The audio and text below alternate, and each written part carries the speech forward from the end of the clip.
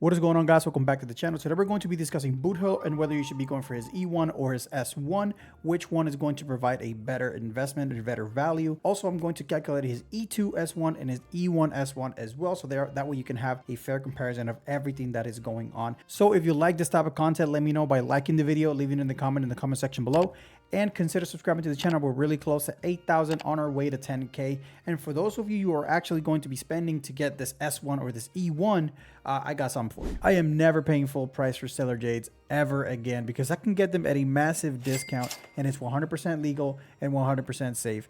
Click the link in the description below. It's going to take you to lootbar.gg. There you can find your game like HSR or Genshin Impact, because this does work with Genshin Impact as well. All you have to do is select your user ID, select your server, make sure this information is 100% accurate. And once you do that, you're going to select the product you want to purchase. Click the purchase button, and within minutes you're going to receive your Stellar Jades in the game. It's that simple. And the best part is that in game this would have been $300, but in lootbar.gg I was able to save $47, and that is an insane amount of money. Check out lootbar.gg, link in the description below. As far as the baseline for this video, we're going to be using a Ruan Mei at 180% break effect, a Harmony MC also at around 200% break effect, and also a Gallagher that only adds 12% vulnerability, but it's also a very key component to the break team. So this is going full break supports. It's actually not that of an expensive of a team.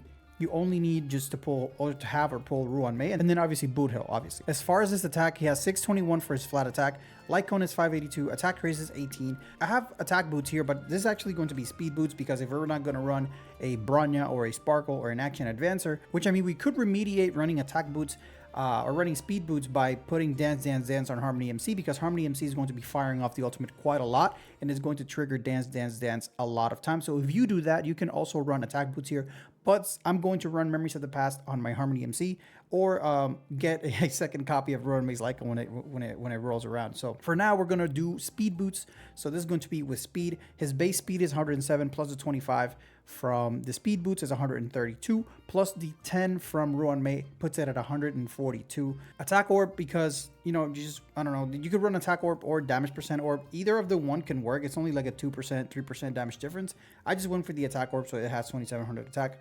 Rope is obviously going to be a break effect robe. 352 for the hands, 14% in subs, because we're not focusing attack. He doesn't need to focus attack. You can actually run him with 0 attack actually and 0 crit, and he's still going to be doing immense amount of damage. 0% relic set, 0% for buffs, 20% for the light cone, because we do get 20% when we kill an enemy. And since you want to be building up your trick shot stacks, you're going to be killing enemies pretty often.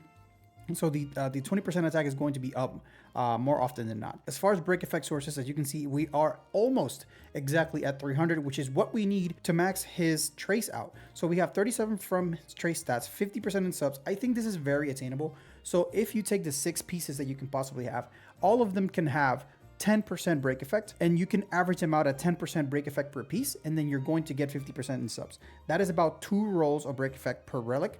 And since you're running a break Boothill, this is the minimum amount of break effect that you're going to like focus on. You know, like if you get less than this, you're just unlucky. I'm sorry. 0% from the light cone. All right, 68% in relics, because we are running the 4-piece Artumbo and the 2-piece Tally Kingdom of Banditry. You are going to need extra relic, extra speed rolls on your relics, because we are going to be hitting 142 or 143 speed with just the speed boots and the 10% speed from Ruan Mei, okay? So that means that one of your relics or 2 of your relics are going to have speed rolls, at least 1 or 2, nothing too crazy. You don't need crazy speed rolls, just 1 piece that has 2 rolls in speed, or 2 different pieces that have 1 roll in speed. Very simple. We have 80% in buffs, because Ruan Mei is giving us 20, Harmony MC is giving us 30 with her trace, and then if you have her E4 and above, which I do, she's going to be giving you 15% of her own break effect as a break effect buff for your entire team. So if you're running Harmony MC with 200 break effect, 15% of that is going to be 30. So 30 plus 20, and then another 30, that's 80% in buffs. And then with the rope, we have a 68% break effect, totaling at around 300%, maxing out his trace. It's just beautiful to see that it's just perfect. Speaking of that, we get the full crit rate and crit damage increases. So we have 150 here and 30 here. This means that our crit rate is going to sit around 83% when our HP when the enemy's HP is about 50, and then when they drop, it's about 96%. And then the crit damage is 273%, give or take. As far as damage boost, we have the Ruan May 68% damage boost. I am going to just run her with Memory Shift the Past in this scenario, but if you have her S1, this will be 94%, 92% damage bonus. We have the rest panel from Ruan May at 25%. He gives himself a 30% vulnerability for the enemy that he's marked, and then the 12% vulnerability from Gallagher. Moving on to the damage table, we are hitting an enemy with 480 toughness. His break damage is looking at 100,000. His super break damage is 150,000, and his extra break damage that he does himself is hitting at about 171,000. When it comes to super break and breaking characters, you want to play around leaving your enemy almost about to be exploded with, like leaving a little sliver of toughness damage. And then with the enhanced basic attack, you want to break the enemy with the first few hits, and then the big hit, you want it to actually do the super break damage. So when you initially break an enemy is when you're going to be doing the most damage. So actually we can add this right here. If we add this, the damage is going to be around there. 100k break, 150,000 super break, 171,000 extra break, because it's two different procs. This is his own extra break and this is super break. And then obviously the enhanced basic attack damage itself that has to be added on there. For his S1 calculation, we are going to remove the 529 from his light cone, the 20% attack from the also light cone, and then 16% crit rate to remove this. And now we're going to add the base stat, which is 582. He also gets 60% break effect. So that's an extra 60% break effect, which, you know, like at this point, you are already capped out on your traces, but he's now sitting at 360%. And also his break damage is going to ignore 20% defense. So we're actually going to change the defense multiplier to 0.52, which is a 20% defense ignore. And then the last thing his signature light cone is going to be doing is giving him 12% speed, which is really, really nice. With the 12% speed, I think you can do some crazy things and put some attack boots on there if you can get some good speed rolls.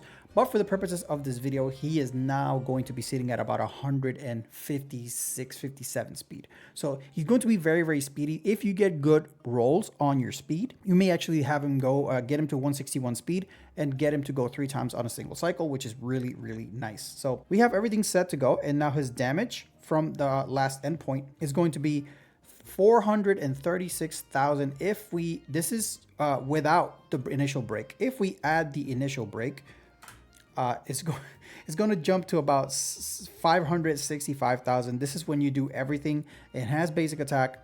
As you can notice, the enhanced basic attack damage is way lower. It's 7k lower, but break damage is about 30k higher. This super break damage is way higher, and the extra break damage is way higher. This is like 50k extra damage here. So now we're going to take this data and put it on the E1. Oh, this is the S1 table. Let's switch that up to the S1 table. So for the S1 table, as you can see, it adds about 27% damage from the free-to-play option, which is not that bad. Wait, let me swap these up. Let me swap these up. All right, S1 table, almost 27% damage increase, give or take. So that's actually pretty good. Keep in mind that the signature light cone is also giving him speed, and this is going to allow him to do more damage. So it's actually not fully representative of what it's doing, because the extra speed is actually very important, especially with super break and for break characters, because the more turns they take, the more opportunities they have to actually deal toughness damage and to deal super break and extra break damage. So I'm going to revert back to her to shop light cone, and then we're going to do the E1 calculations. All right, now we're going to add the E1 to the setup with the free-to-play her to shop light cone. And all this does is that whenever Boothill deals damage, he's going to ignore 16% defense. And also he's going to gain an extra trick shot stack at the beginning of the fight. But that's only for the beginning of the fight. It doesn't really add much damage. It just helps him get set up quicker. He does take a few turns to set up. So this kind of helps in that regard. 31k enhanced basic, 110k. So this is about a 10% increase. This was about a 10% increase as well. And then everything seems to be about a 10% increase just from the looks of it. But we're going to take this data and then put it in the table as well. And then when we do that, as I said, it was about 10% increase in the damage when it comes to the E1. It was kind of apparent from here because the original break damage was about 100k. So it was around a 10% increase in potential damage. The thing with defense ignore is that the more you have, the greater the effect of the defense ignore becomes. So this gives him defense ignore. His S1 gives him defense ignore. His E1 also gives him defense ignore. So if you combine the two, which we're going to do next, actually, you're going to see how much it's not going to be just a, what is it, a 37%, 38% damage increase. I'm predicting it to be a little bit more than that. So we'll see how that goes. All right, for his E1S1, we're going to swap this light cone for his signature light cone. And I already put in all the information, so you guys don't have to see me. We got 60% break effect. We got 582. We have the crit rate reduced. And then we also have the defense ignore from the S1. And let's check out our damage over here. It is jumped up to 620,000 with the big hit right here, which is pretty good. It's pretty nice. It's obviously not Acheron levels of damage, but keep in mind this is single target. So for those 1.1 million HP units, it's going to take about 1.5 turns or 2 turns to eradicate them. You're going to do this. So you're going to do this damage with the initial break. And then the next turn, you're going to be doing this damage. So it's about a 1.1 million damage you're going to be doing in those 2 instances, like the turn after you break them. And then the turn you break them and then the turn after you break them. That's the amount of damage you're going to be putting out. So it's about a 1.1 million in just the 2 hits. And then also Boothill can do a bunch of things. If you can do the skill into an enhanced basic, into break, into an ultimate, so we can actually add the ultimate damage in there, so to get a little bit of more damage. But for the purposes of this video, we're not doing that. So let's go ahead and take this data and put it in the table as well. Oh, and wouldn't you know it, it's almost like you added both of them. It's about 37%. 37% damage increase, but remember guys that the S1 is also giving him speed. So the actual damage increase on this, because you're going to be getting that extra turn, is going to be floating at about 150 to 155% if I were to calculate the simulation, which I'm not going to bore you guys, I already said that. But E1S1, 39% damage increase. Honestly, the S1 is looking like the clear winner. Obviously, the S1 is a clear winner. I'm personally going to be going for the E1S1, but it's because I like Boothill as a character. Not because I need it. You definitely don't need it. In fact, I'm going to, before I actually activate his E1 or his S1, I'm going to be making a video with Boothill with all sorts of different light cones. So you are going to be seeing that type of video coming from my way. I am personally going to be going for the E1 and the S1. So if you're part of that gang, hey, let's go, cowboy gang. And then finally, I'm going to calculate the E2S1. I'm not going to bore you. I'm just going to give you the numbers. And finally, for the E2S1, the E2, all it does is gives you an extra 30% break effect. So I don't really understand why the 30% break effect increased the damage by about 10% all by itself. Maybe it's because we're stacking so much break effect that it just has that much of an impact. But as you can notice, the enhanced basic attack is pretty much the same. The break damage went up. The super break damage and the extra break damage also went up. And remember guys, again, for the last time, the S1 is giving him speed. So this number is probably along the lines of 60%, because of the speed is going to allow him to go an extra turn on the cycle. And it's also going to allow you to run attack boots in a scenario where you normally would not have been able to run attack boots. In conclusion, the single highest damage increase that Boothill has is going to be getting his S1 at a staggering 27% damage increase, and his E1 at roughly at about 11% damage increase.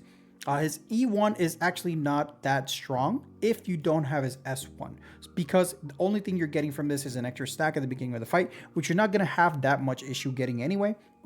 And also a 60% defense ignore, which if you have other defense reduction sources, then yeah, sure, this is going to have a lot more value. But the S1 is a higher defense ignore, and it's also it gives you speed and gives you 60% break effect. So this is just an incredibly strong light cone, as well as the extra stats that the light cone gives you via his trace that converts break effect into crit.